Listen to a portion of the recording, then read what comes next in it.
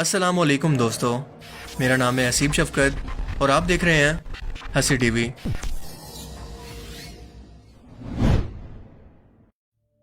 आज भारत की तारीख और साइंस का बहुत ही अहम तरीन दिन है क्योंकि भारत ने अपना चंद्रयान 3 मिशन चांद की तरफ रवाना कर दिया है और चाइना के बाद एशिया का दूसरा ऐसा बड़ा मुल्क बन गया है जो कि स्पेस रेस, जिसे दुनिया के सिर्फ तरक्की याफ्ता मुल्क ही अफोर्ड कर सकते हैं, इसके अंदर अपना नाम शामिल करवा लिया है। यह इसरो का मुश्किल तरीन मिशन था और महंगा तरीन भी, क्योंकि इस चंद्रयान 3 की कीमत तकरीबन 615 करोड़ भारतीय रुपए बताई जा रही है। इस मिशन को लेकर भारतीय साइंटिस्ट पर बहुत ज्यादा प्रेशर भी था क्योंकि आप सभी लोग जानते हैं कि इससे पहले चंद्रयान 1 और 2 बिना अपना मिशन मुकम्मल किए टेक्निकल फॉल्ट की वजह से क्रैश हो चुके हैं। पर हमारे लिए सबसे अहम सवाल ये जानना है कि भारत आखिर तीसरी मर्तबा चांद पर क्यों जाना चाहता है और वो इस वक्त भी दुनिया के ऐसे तरक्की याफ्ता मुल्कों के अंदर शामिल है जो अभी तरक्की कर रहे हैं, मुकम्मल तौर पर तरक्की याफ्ता नहीं है। बेरोजगारी और गुर्बत है, तो ये पैसा अपने लोगों पर खर्च करने के बजाय चंद्रयान मिशन के अंदर जाने में आखिर क्या समझदारी है। आइए इन्हीं सवालों के जवाब आज की इस वीडियो के अंदर जानने की कोशिश करते हैं। स्पेस सब्जेक्ट मुझे बहुत ही फैसिनेट करता है और ये मेरा बहुत ही फेवरेट टॉपिक है। और जब बात हो हमारे पड़ोसी की तो जाहिर है कि हमसाये पर तो सभी की नजर होती है, क्योंकि कहीं ना कहीं इसकी कामयाबी और नाकामी का असर आपके फैसलों पर भी जरूर पड़ता है। सबसे पहली बात कि चांद जमीन से 3,84,400 किलोमीटर दूर है और भारत अपनी इकोनॉमी के साथ साथ एक बड़े विजन के साथ अपनी अर्निंग सोर्स को भी बढ़ाना चाहता है। और आखिर हर साल जो भारतीय स्पेस एजेंसी इसरो को इतना सारा बजट दिया जाता है, आखिर वो भी तो नासा की तरह कमाने के काबिल हो सके। यही सोच है इस वक्त भारत की। अब ये अर्निंग सोर्स कैसे हो सकते हैं, उसके लिए आप ये समझ लें कि किसी भी मुल्क के सैटेलाइट को लॉन्च करने के लिए कोई भी मुल्क अच्छा खासा पैसा चार्ज करता है। मिसाल के तौर पर पाकिस्तान चाइना के जरिए अपने सैटेलाइट्स को स्पेस में भेजता है। स्पेस मुस्तकबिल के अंदर एक बहुत ही बड़ी इंडस्ट्री होने वाली है, खास तौर पर स्पेस टूरिज्म, सैटेलाइट, इंटरनेट और डाटा सेलिंग एक बहुत ही प्रोफेशनल बिजनेस है जो कि मुस्तकबिल में मुल्कों की इकोनॉमी और इनकी तकदीर को बदल सकता है। और ये बात भारत बहुत ही अच्छी तरह से जान चुका है, जो कि बहुत ही अच्छी बात है, क्योंकि साइंस की तरक्की जहां पर भी हो हमें तासुब की ऐनक से नहीं बल्कि लर्निंग के तौर पर, मोटिवेशन के तौर पर लेना चाहिए कि अगर वो कर सकते हैं तो हम क्यों नहीं। भारत अपने इस पैसे को स्पेस के अंदर इन्वेस्ट करके इससे 10 गुना ज्यादा प्रॉफिट कमाकर ला सकता है। इनफैक्ट अब तक सबसे कम बजट के अंदर चांद पर पहुंचने का ये सबसे बेहतरीन मिशन है। दूसरा, भारत के सिक्योरिटी और मिलिट्री मकसद के लिए ये मिशन इंतहाई अहम है, क्योंकि मुस्तकबिल के अंदर सैटेलाइट टेक्नोलॉजी जिस मुल्क की ज्यादा बेहतर होगी, मुस्तकबिल की जंगों के अंदर इसी का पलड़ा भारी होगा। अब भारत को चाइना को लेकर स्पेस से मुतल्लिक बिल्कुल यही डाउट्स हैं जिन्हें वो काउंटर करना चाहता है और पाकिस्तान पर भी नजर रखना चाहता है। ये सोच भारत को तीसरी मर्तबा चंद्रयान मिशन के लिए खींच लाई है। इससे पहले अमेरिका, रशिया और चाइना के स्पेस क्राफ्ट चांद पर बिना तबाह हुए लैंडिंग कर चुके हैं और भारत ने भी 2 मर्तबा इसी की कोशिश की, लेकिन कामयाबी नहीं मिली।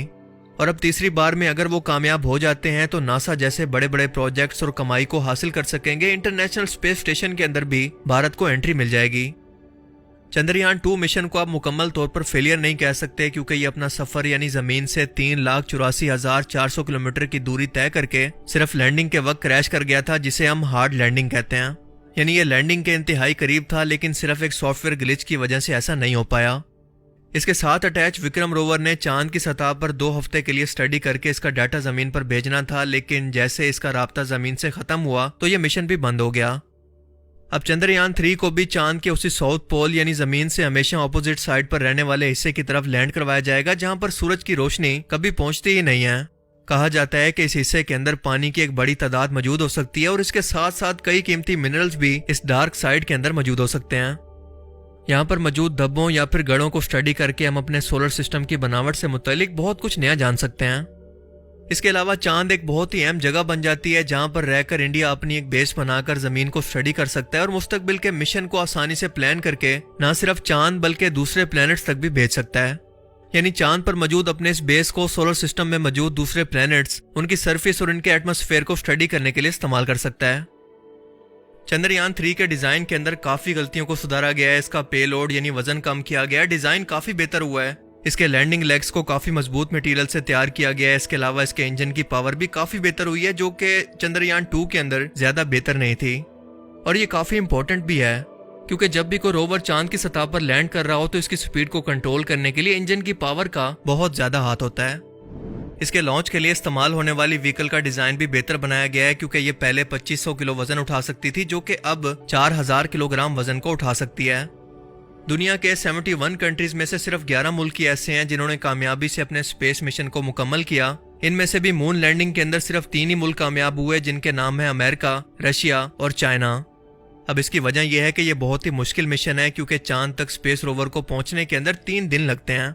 इस सफर में अगर गलती से ही अपने रास्ते से या अपने ऑर्बिट से हट जाए तो उसे ठीक करने के लिए टाइम और फासला बहुत ही कम होता है। दूसरी मुश्किल है चांद पर एटमॉस्फेयर का ना होना। पहले तो माना जाता था कि चांद पर सिरे से एटमॉस्फेयर मौजूद ही नहीं है, लेकिन हालिया स्टडी से यह पता चला कि ये मौजूद तो है लेकिन बहुत ही थिन है, सिर्फ 10 किलोमीटर ऊंचाई पर, जो कि चार्ज पार्टिकल से मिलकर बना है। अब इस एटमॉस्फेयर के ना होने की वजह से मसला ये होता है कि जब भी चांद पर किसी रोवर को लैंड करवाने की कोशिश की जाए तो हम इस दौरान किसी पैराशूट को भी इस्तेमाल नहीं कर सकते जैसे मार्स पर कर सकते हैं। उससे होता क्या है कि ये सारा का सारा प्रेशर इसके थ्रस्टर यानी धक्का देने वाले इंस्ट्रूमेंट पर शिफ्ट हो जाता है और ये लैंडिंग काफी रिस्की हो जाती है। इसके अलावा टेम्परेचर चांद के साउथ पोल पर बहुत ही कम रहता है, जिसकी वजह से थर्मल शॉक इसके पुर्जों को तोड़ सकता है। मजीद कम्युनिकेशन का अचानक से टूट जाना भी बहुत बड़ा रिस्क है और इसी की वजह से बहुत सारे चांद के मिशन क्रैश लैंडिंग की वजह से खत्म हो चुके हैं। अब इसरो ने चांद के इसी साउथ पोल पर एक ऐसी आइडियल जगह को ढूंढा है जो कि ना ज्यादा ठंडी हो ना ज्यादा गर्म, और चांद की वो सरफेस भी ऊपर नीचे होने की बजाय बिल्कुल फ्लैट या मैक्सिमम हद तक फ्लैट हो। लैंडर के कामयाबी से उतरने के बाद एक रोवर बाहर आकर चांद के इस हिस्से की केमिकल कंपोजिशन को स्टडी करेगा और अर्थ की तरफ इसका डाटा भेज देगा। मजीद इसके अंदर अर्थक्वेक यानी जल्जलों को डिटेक्ट करने के इंस्ट्रूमेंट भी मौजूद हैं। साथ साथ ये सोलर वेव्स के असर को भी दिखा सकता है। भारत के इसरो की सबसे बड़ी कामयाबी यह है कि उसने शेप नाम के एक इंस्ट्रूमेंट को इंस्टॉल किया है जो कि एक्सोप्लैनेट यानी जमीन के अलावा बाकी शहरों की भी खोज कर सकता है, और इसके साथ साथ ये अलग होकर चांद पर मौजूद रोवर और जमीन पर कम्युनिकेशन का भी काम करेगा। अब इस एक इंस्ट्रूमेंट की मदद से कनेक्शन लॉस्ट होने का मसला खत्म, डाटा प्राइवेसी का मसला खत्म, किसी और मुल्क की सैटेलाइट को इस्तेमाल करने के लिए पैसे देने का मसला खत्म, जो कि बहुत बड़ी कामयाबी है। आज अगर इंडिया कामयाबी से इस मिशन को मुकम्मल कर लेता है तो आगे गगनयान मिशन के जरिए इंडियन एस्ट्रोनॉट्स को चांद की सतह पर भेजने के लिए वो पहले ही प्लान कर चुका है।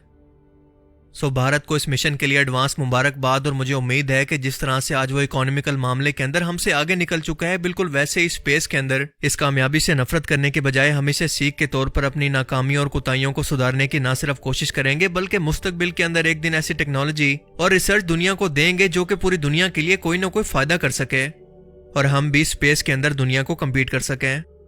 देखें, जो भी शख्स जिस भी काम के अंदर मेहनत करे और इसके अंदर कामयाबी हासिल कर ले तो वो शख्स उस कामयाबी को डिजर्व करता है, और साइंस का तो वैसे भी कोई रिलीजन नहीं होता। सो मेरी तरफ से इस साइंस मिशन के लिए बेस्ट ऑफ लक। बाकी आप इस बारे में क्या सोचते हैं, अपनी कीमती राय का इजहार कमेंट सेक्शन में जरूर करें। अब मैं मिलूंगा आपसे एक ऐसी ही नई इंटरेस्टिंग वीडियो में, तब तक के लिए अपना बहुत सा ख्याल रखिएगा। Thanks for watching this video. Allah Hafiz.